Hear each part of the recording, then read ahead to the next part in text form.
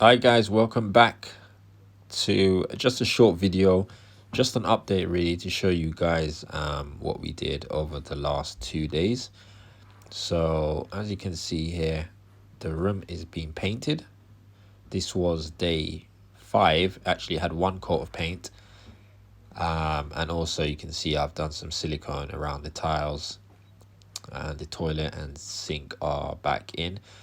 The sink hasn't been plumbed in yet, but it's fitted in position.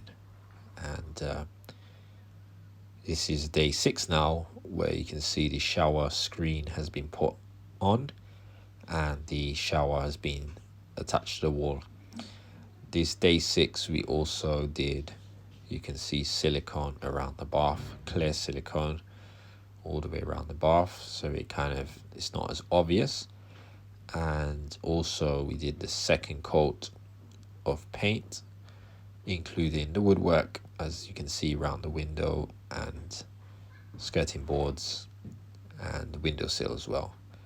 And when the mirror has gone back on the wall as well, and the sink was also connected. So that is day 6 and we are finished. So I hope you guys like it. It was a quick bathroom on a budget, and we managed to achieve it on the budget and within time.